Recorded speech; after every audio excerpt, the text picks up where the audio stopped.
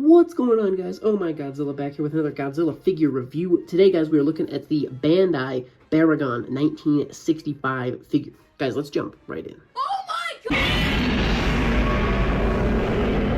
god! Alrighty, folks, here we are with our Baragon 1965 from Bandai. First things first, let's go ahead and take a look at his tag. So, here we go. Nice image of Baragon. It's actually a really crisp image. I appreciate that for sure. A really cool one. You got the smoke, you got some trees in the background. Pretty good. Baragon 1965, Godzilla 2023. Opening it up. Whole bunch of stuff that I cannot read. Got the cool picture of Baragon, the kind of silhouetted one there. Back of the tag, you kind of have an image of Baragon's little spine, back spines. I really like how they're doing this kind of more custom tags. I believe that would probably say Frankenstein Conquers the World. Movie Monster Series. And there you have it. Let's get this guy sleeved up. Alrighty, there we go, nice and sleeved up. So as I was saying, guys, with that probably saying Frankenstein Conquers the World, this Baragon is technically from Frankenstein Conquers the World, not a Godzilla movie. So that's definitely kind of interesting to note. We got a Playmates Baragon that has slight differences that make it from Destroy All Monsters, but this suit is actually accurate to Frankenstein Conquers the World, so not even really a Godzilla movie, though we're kind of getting this released in the Godzilla Movie Monster Series. So I definitely would have rathered them do the Destroy All Monsters version, but this version's great as well. Starting with detail, guys. Toe claws are painted pretty well. There's a little tiny bit of bleed you can kind of get over there. Not the most accurate. They definitely kind of blended into the middle some. Bottoms of the feet are going to be undetailed, but the bottom of the tail looks great. Kind of have these kind of scaly checkerboard pattern moving up, and same with the body. That looks good. The legs look great as well. You kind of have these kind of bumps and textures that would have been just kind of the natural folds in the suit, so that looks great as well. You have some of the bumps moving up the side of the body here as well. Some cool folds, nice detail right along the kind of arm creases. You got some more, folding detail along the body. I like how it's not just a copy-paste as well. This side's kind of different than this side. So definitely cool that they didn't just kind of copy and paste the two sides. Hand claws, same deal. Kind of some of that bleeding paint. Not amazingly ideal, but it is what it is. The detail on them actually looks pretty good. I like the color on the claws themselves. Looks good. But that bleed over just kind of bugs me a little bit. But it's not too bad. Back of Baragon is really cool. We have kind of the spines, and the white spine, or the uncolored kind of technically spines, is what makes it more of a the Frankenstein version. Whereas the Destroy All Monsters version, we'll take a look at in a minute, has the colored in spines. But it is cool. You can kind of see they did do a little hint of color. It's almost like a purplish sneaking through there. Definitely really like that. That looks really cool. I'm glad it's just not one straight color like the entire rest of this figure really is, aside from the obvious details. They didn't really give us too much color tossed in here. Not that Baragon has too much color anyways. Guys, into the face. Teeth are actually painted really well. Definitely like that. They're painted pretty darn accurately. Obviously, that one tooth has a little red smudging going on. But considering how inaccurately painted the hand claws are, and also the fact that they're not painted on the inside here, just the tops are painted. The teeth are actually done really well, so I could definitely appreciate that. The eyes look great as well. Pretty darn good paint job on the eyes. The horn has a little bit of paint bleed onto the rest of the face there. Looking at Baragon from the front, he doesn't look too bad, actually. I know sometimes these figures tend to look a little bit derpy. Not too bad from Baragon. Obviously, the side looks great, I think, for sure. I definitely wish we had gotten some coloration on the inner ear here. I know that's something Playmates did. It looks pretty good.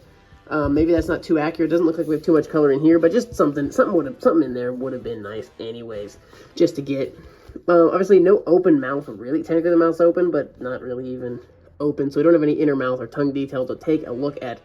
But the eyes look pretty darn good. Moving back, again, got the head spines. We already talked about the tail. I guess technically Bandai did keep that pinkish, reddish, purple, whatever going for a partially pretty good down the tail.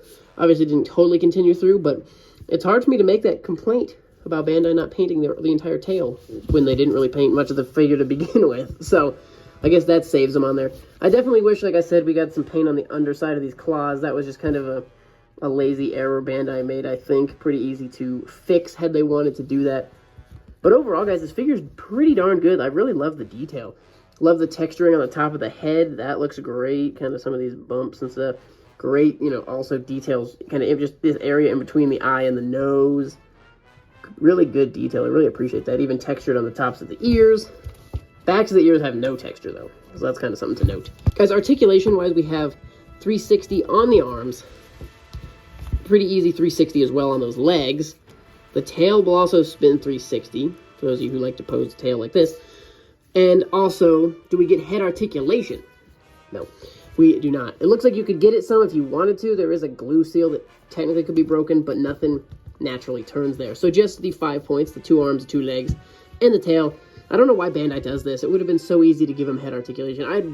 And he basically could have it. I just don't like breaking those glue seals, but I'd way prefer head than this random point of tail articulation. Like, I'm never going to pose the tail like that and be like, oh yeah, that's awesome. But had I been able to pose the head looking sideways, much more desirable of a pose. Guys, let's jump into some size comparisons. So guys, the first one we're going to take a look at is the Playmates Baragon, which technically, they call it a Playmate, they also call this Baragon 1965, but this is technically, due to the coloration of these spines, this is technically kind of more of a Destroy All Monsters suit look. So kind of in comparing, obviously we have much more of a straight up brown, whereas this has definitely a lot more tones of gray to it.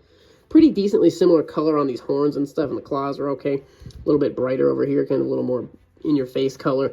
Obviously, we have the open mouth here. Like I said, the inner ear is painted.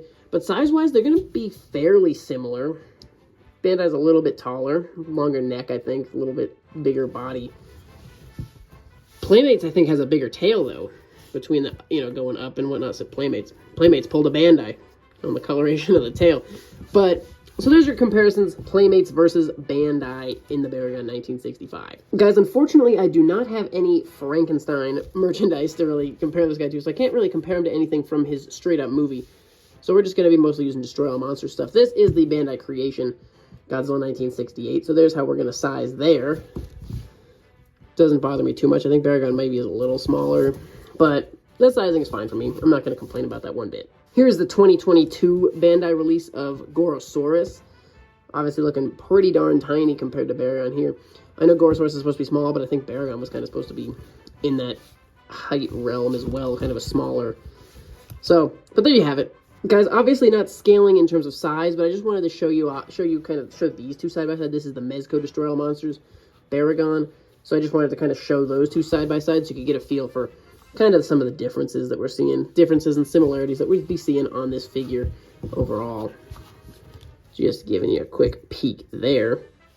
So that's the Mezco Baragon from 1968. So guys, there you have it, the 2023 release of Baragon 1965. What do you think? Let me know in the comments below, guys. Really appreciate you checking out the video. I'm definitely curious to know what your thoughts on this figure are. Are you someone who passes on something like this because it's not technically from a Godzilla movie? Or do you pick it up just because it's a fun figure? I definitely picked it up because it's a fun figure. I'm just now noticing I have some paint chippage on the horn there. That's kind of a bummer. But, guys, let me know your thoughts on this figure in the comments section below. Thank you so much for watching. Stay tuned for more, and we'll see you in the next one.